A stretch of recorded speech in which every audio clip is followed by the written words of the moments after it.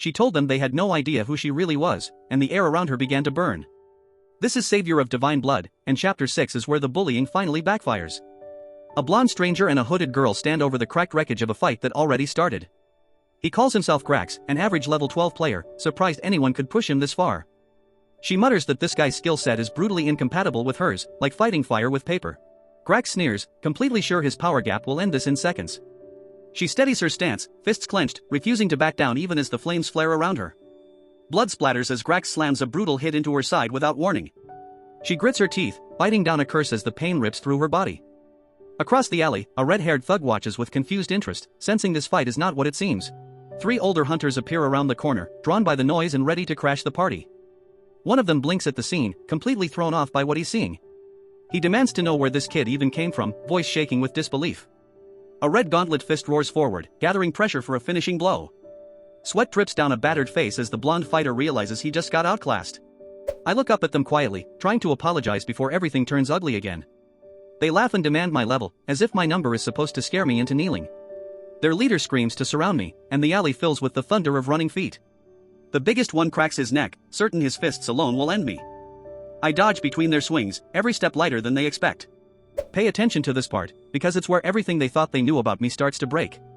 These people fight like trained players, not random street thugs, and that's worrying. A bald giant raises a glowing hand, channeling something divine and golden. My eyes narrow as I sense the attack forming above me. Level 1, that's the number floating beside me, and they all start to laugh. But behind that level, my eyes burn with something none of them can read. Trill 6, the bald giant calls out his skill, sending a pillar of fire crashing toward me. The hit connects, blood streaks down my face, but I'm still standing. He screams for a shield, panic in his voice as my fist hurtles back at him. My partner in the corner watches, soft lips parting in quiet awe. She whispers it, almost afraid to say it out loud, asking if I'm a gold rank player. The bald giant lies broken on the ground, half conscious, robes torn from the impact. I tell her not to worry, I just borrowed his clothes, no harm done. She sees the small smirk on my face and her heart skips harder than she'd ever admit. A blood-smeared hand presses against the wooden gate, slow and deliberate. I drop to my knees in front of her, pretending the wounds are nothing serious. Above us a strange red coffin floats over a dead canyon, glowing with sealed power. Inside the seal, a memory flickers, the face of a boy with a small scar at the corner of his lips. A figure leaps through a glowing portal, blasting back into the real world. The red coffin pulses, runes glowing brighter, as if something inside finally hurt him. I look up at her, telling her the rumors about me are all wrong, none of it is true. I grin under the sunset, trying to look relaxed even with blood still on my face. I wave my hands, scrambling to explain myself before she gets the wrong idea. She turns over her shoulder, surprised, asking if it's really true. I bow my head and thank her, more grateful than I know how to express. She steps closer, eyes soft, telling me she's glad we finally met. My eyes go blank for a moment, the exhaustion finally catching up to me. I push out a thumbs up under the orange sky, doing my best not to look like I'm dying. Her gloved fist tightens, and you can almost feel the resolve building inside her. Remember this stone, you'll see it again, because what happens next changes everything for them. Her hand reaches out and grips the green crystal, the air around it vibrating. She lowers her face into her arm, hiding the smile that's growing under her hood. She tells me to leave the rest to her, eyes burning with that same dangerous flame. The word skill rings out as her gauntlet ignites with raw spiritual pressure. Her fist meets a thug's jaw and the impact lights up the alley like lightning. I gasp at the speed of it, watching her tear through them in real time. She flickers between 3 of them, she screamed his name while the pack closed in, because this was the only skill she knew how to use. This is a manhwa called Savior of Divine Blood, and Chapter 7 is where our boy finally stops holding back. The goblin tilts its head, confused that the tiny girl in front of it refuses to die like it expected. Vanquish stands alone in the clearing, catching her breath, wondering why Ariake keeps telling her to do this herself. Meanwhile Ariake feels something new crawling under his skin, like the gate itself is feeding him power. She glances back at him with that small, confident smile that says she finally gets the plan. I told her to keep swinging while I studied the battlefield from the ridge. The dead goblin at my feet had a strange fong, the kind I had never seen in an E-rank gate before. Pay attention here, because this is the exact moment my power decides to evolve. The system pops up and tells me blood mold just hit level 2, stretching from 10 seconds to 15. I can actually feel the extra seconds stacking onto my skill, and it tastes like pure adrenaline. Vanquish runs up, eyes sparkling like I just pulled a rabbit out of my blood. I throw up a cocky little 2-finger salute, because for once I feel like I belong inside this gate. The duo walks deeper into the canyon, 2 mismatched hunters who still barely know each other. She dashes ahead because his plan is simple, grind every monster she can find and push her level up fast. Her teeth clench as another wave rushes in, and there is zero fear left in her eyes. Another goblin freezes mid-step, realizing too late that it walked into a human grinder. She screams that she just needs to keep hitting non-stop, and her fists answer before the goblins can. Sweat drips down her flushed face, but those huge eyes are locked in completely. She throws her arms in the air and dares the whole pack to come at her at once. I watch her from the back and remember why I agreed to the 70-30 split in the first place. Then she turns and says the two words that changed this entire dungeon: the boss is here. A goblin chief at level 17 steps out, a full 10 levels above anything we should be facing. I tell her I will take this one myself, because I am the only shield she has. This is the part where things get crazy, because what stalks out next is not a goblin at all. A dire wolf the size of a truck lunges for her throat the second she turns her back. She vanishes into a pillar of rainbow light and drops on the wolf from above like a comet. Meanwhile I slip behind the goblin chief, trying to line up a clean finish with my blood spikes. A green explosion erupts from her side of the battlefield, and the air itself starts shaking. My blood seed bursts at the chief's feet, scattering a storm of crimson shrapnel everywhere. But his eyes stay calm, and that is the exact moment I realize something is very, very wrong. The wolf sprints straight past Vanquish and lets out a roar that shakes the whole valley. She flinches as golden sparks burst around her, and I can see her confidence cracking. The chief roars and summons two thick streams of crimson from the ground on either side of him. Red spikes erupt from the dirt like a cage, locking me inside his personal kill zone. Remember this moment, because this is where the chapter flips on its head. I try to dodge, but the spikes keep multiplying, slicing right through my jacket. For the first time in this gate, I say it out loud: I don't want to die here. There is no opening anywhere, and I can't even tie this chief up with a blood rope. Then one word flashes across my vision, the only word that I finally understand it: I fell into their trap, and the chief was waiting for me all along. Vanquish launches off the cliff wall to cover me, her voice cracking as she calls my name. But something clicks in my head before she even lands, and I exhale like I have all the time in the world. The enemies in the passageway are all eliminated, the system confirms, so no one else is coming. Oops, the duration just ticked up another 3 seconds thanks to that earlier level up. She grins and tells me she will leave this boss completely in my hands. I fire a blood rope from my palm and it cuts across the arena like a crimson whip. Then I command the rope to return, and the chief's own weapon ricochets back into his ribs. The whole sky turns crimson as the rope slices clean through his defenses. A new window flashes in my vision. You are now level 6, I think, staring at the rainbow color burning inside my own eye. A massive blue beam crashes into the chief from behind, finally finishing the job. The goblin chief's body dissolves into a rainbow column of light, the way bosses always do.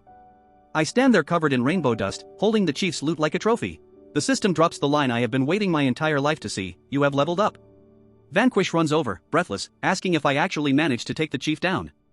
The gate flashes clear: Caracal Canyon cleared in just over 16 minutes of real time. And that is where Chapter 7 ends. A gate just closed on a secret that could change everything he thought he knew about his powers. The system announces the quest is cleared and the underworld has 30 seconds to collapse. Outside, a crowd of low-rank hunters stares at a door nobody thought anyone could finish. And here comes Ariake, shirtless and furious because those thugs walked off with his jacket. The board flashes a clean clear: 3 hours 11 minutes, 2 stars on the record. The thugs are waiting by the exit, and the moment they see him their faces drain of color. Vanquish steps out beside him, arms crossed, asking the one question they really do not want to answer. Please, they beg, please do not hurt us, and pay attention because this guy was throwing punches an hour ago. The pair she brought out of that gate with her is not a pair anyone in this yard wants trouble with. A system notice lights up the sky, announcing the countdown will rewind on the main clock. And the thugs line up beside them like obedient schoolboys, shirtless and sweating. The sky clock ticks back to day 286, 19 hours and counting. Ariake stares up at it, and for a moment he just breathes. The world ends when that number hits 0, probably, and every hunter alive knows it. They really did clear it, he thinks, and the disbelief feels heavier than the fight itself. Vanquish turns to him with that quiet voice and apologizes for his ruined jacket. She unzips hers and holds it out, insisting he take it like it is the most normal thing in the world. The gate party watches the two of them walk away and nobody dares say a word. What was that about, she wonders, and Ariake tells her flat out: they were scared of you. The memory of that red fog of blades flickers in her head, a reminder of what she can actually do. And then she grins at him, thumbs up, proud like a kid who just passed a test. Miss Amamiya, he starts, trying to sound formal, and she cuts him off with a look. They head to a little cafe tucked on a rooftop away from the crowds. Ariake carries 2 hot drinks to the table, still half in shock that he is here at all. Thank God, he mutters, looking at the cup like it is proof he survived the day. She watches him over the rim of her cup, studying every little expression. He chokes on a sip and she can barely contain her laugh. She leans forward on the table and the mood goes quiet, careful. After fighting with you, she says, I could already tell you are a good person. You saved my life, and if you ever need anything at all, I can help.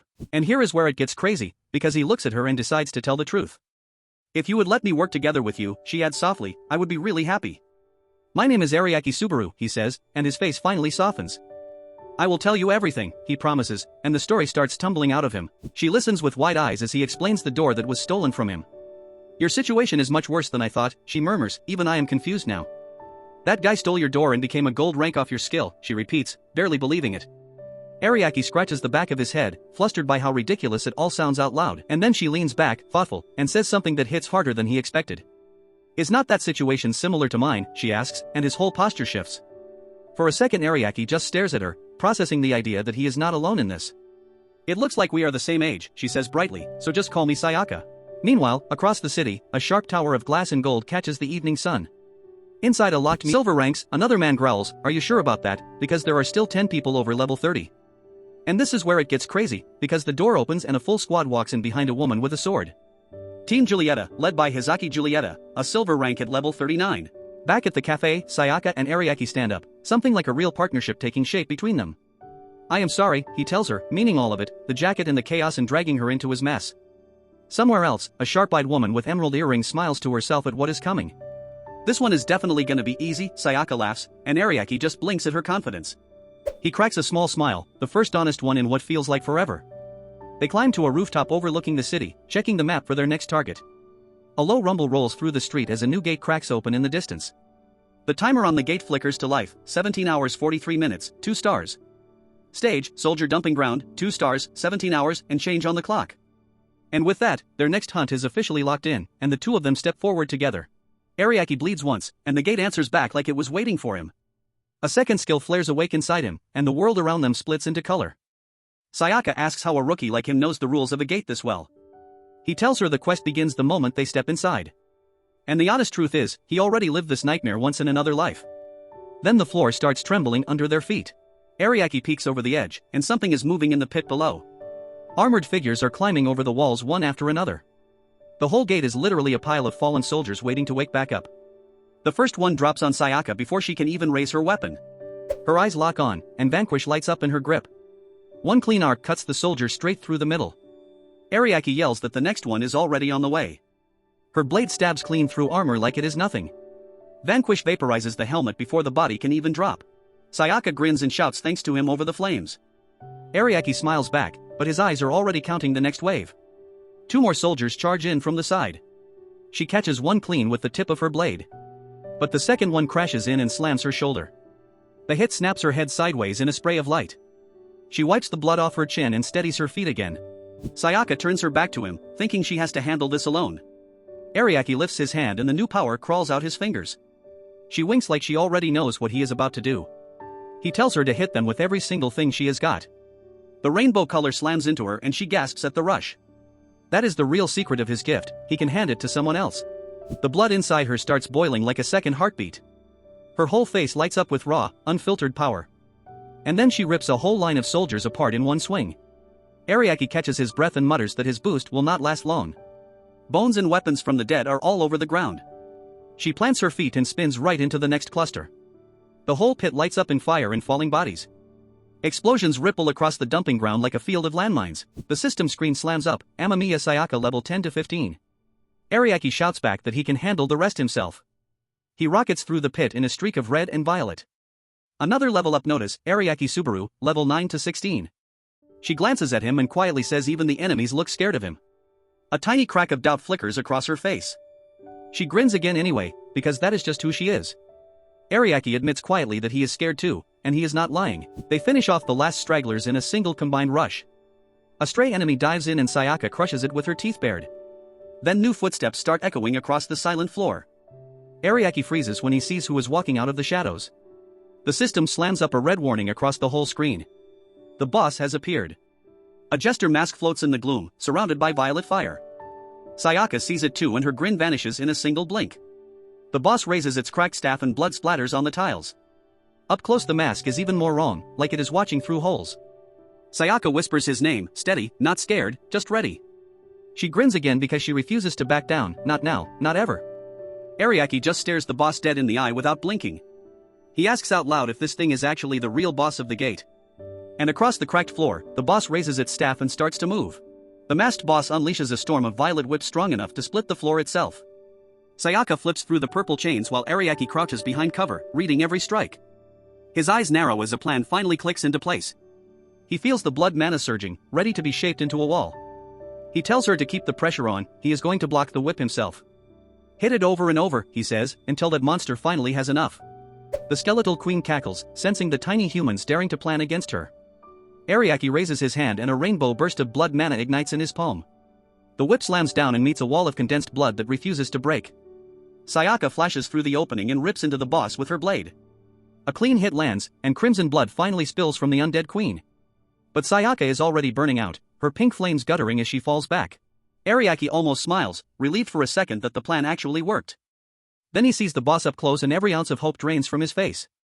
Crimson energy detonates as the queen laughs through the pain like it was nothing. He realizes high-level players must need recovery time, and they are only getting stronger. Sayaka grins through bloodied lips, daring the boss to come at them again. But the boss is not retreating, something ancient. Sayaka blurs forward, her blade tracing a perfect silver arc toward the queen. Ariake catches his breath as the distance between them shrinks one more time. A single violet eye snaps open and the whole arena plunges into deeper shadow. Just one more shot, Ariake tells her, and the boss goes down for good. They lock eyes, two fighters running on fumes and refusing to quit. The queen whispers one word, impossible, as her jaw begins to stretch wide. Ariake stops dead in his tracks, because that thing is starting to talk back. It transformed, Ariake realizes, and cold dread washes straight down his spine. A dozen skeletal hands bloom from her back, cradling a core of pure annihilation. Sayaka hurls herself in front of Ariake, turning her body into a living shield. Her blood barrier holds the blast, but the cost is eating her alive from the inside. At this rate, she whispers, her mana is going to run completely dry. The queen looms closer, her hollow eyes savoring every flicker of their fading strength. With her last breath of power, Sayaka drives her blade into the queen's skull. Ariake crashes to his knees, bloodied but alive, staring at the fallen queen. Sayaka rises beside him, exhausted but triumphant, clothes torn and eyes burning. The system pings, she leveled up to 21, and she smiles for the first time in hours. But something is off, no gate unlock notification arrives like it should. The air ruptures with fractured colors, a tear opening in the middle of the dungeon. Ariake turns slowly, his face lit by impossible light, and his stomach drops. A rainbow door, he breathes, something no normal gate has ever produced. Sayaka explains that every hidden door has its own conditions and its own rules. She looks excited, genuinely believing they are about to be rewarded. Ariake tells her to hurry up, to go inside before the door disappears. He reaches out, fingertips brushing the shimmering rainbow surface of the door. Then red sprays across his vision, warm and wet and completely wrong. Sayaka's eyes go wide, a fist punched clean through her chest from behind. Sayaka, he screams, and the rainbow door starts dragging him in against his will. A stranger stands where Sayaka was, his face hidden, his intent carved in blood. The door swallows Ariake whole, ripping him away from the only friend he had left. He claws back toward her as dark tendrils curl around his legs and pull. The feeling hits him hard, a cold certainty that he has seen this nightmare before. Who the hell is this guy, he thinks, that is not the real Vanquish at all. A cold voice cuts through the chaos, calm and amused and utterly inhuman. Was that your important friend, the stranger asks, savoring every single word? But I guess it saved me the trouble of getting rid of all of you anyway. Rainbow fire erupts behind Ariake's eyes as something inside him finally breaks open. You bastard, he roars, his voice tearing through the rainbow tunnel like a blade. I will never forgive you, he swears, blood and rainbow light bleeding from his eyes. The stranger just laughs, wide-mouthed and hungry, drinking in all that grief. Ha ha ha, his laughter echoes, as Sayaka's body slumps lifeless against the ground. I see, the stranger whispers, then die, and everything changed in that single moment, but what happens next, you are not ready for it, and that is a story for the next episode.